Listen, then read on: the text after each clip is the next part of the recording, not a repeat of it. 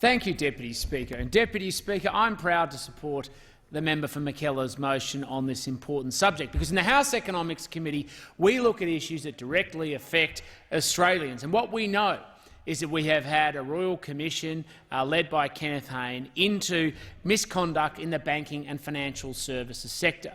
And he did a job, but he didn't do the whole job.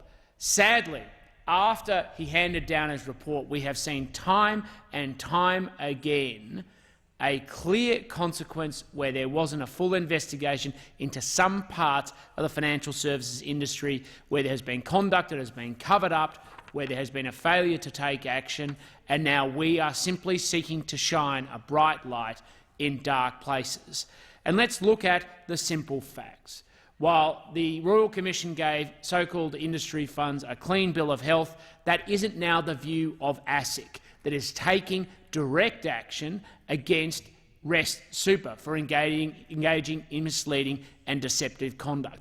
Laws that had to be brought before this parliament to change the requirements because industry super funds were deliberately reactivating low-balance, inactive accounts.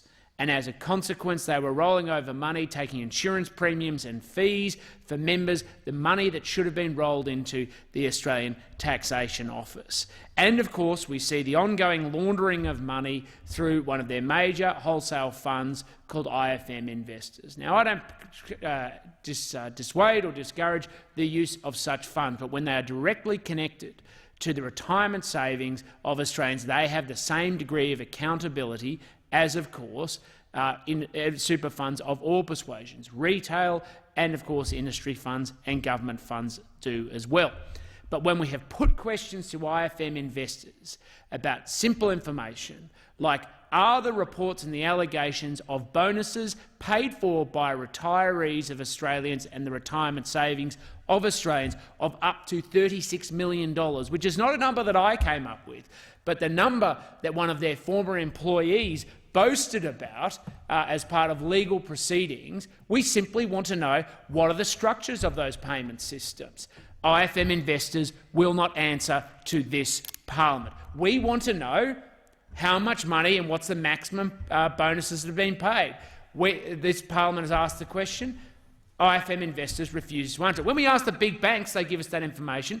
When, to their credit, we ask industry super funds or retail funds, they give us that information. But IFM investors will not. And it's simply unacceptable. We know on the public record that at least bonuses of nearly $13 million have been made.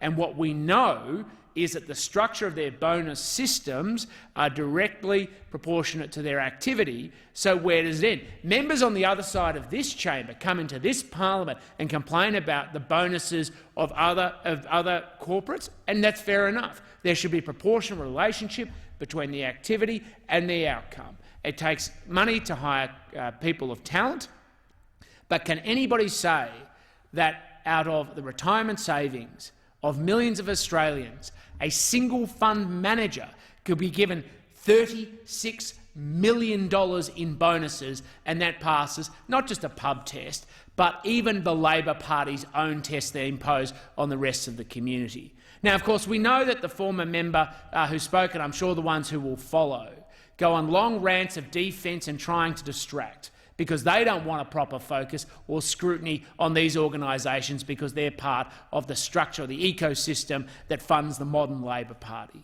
But the reality is we need accountability in this place. Centralised and organised capital being used for ends and they want to make a virtue of it, well, then they need to back it up with responsibility and accountability. And finally, Deputy Speaker, I know the former member for Fraser went on a long criticism of the principle that we want to prioritise home ownership. Make no mistake, I absolutely support home ownership for all Australians. Nobody is saying it should come at the expense, but we are saying the biggest financial decision any Australian makes is to buy their own home. And if anybody in this chamber wants to come and make an argument that isn't the case, then they're free to do so. The second biggest one is superannuation, but currently the law socially engineers in favour of super at the expense of homes, and young Australians are paying the price, and they ought to be ashamed of themselves.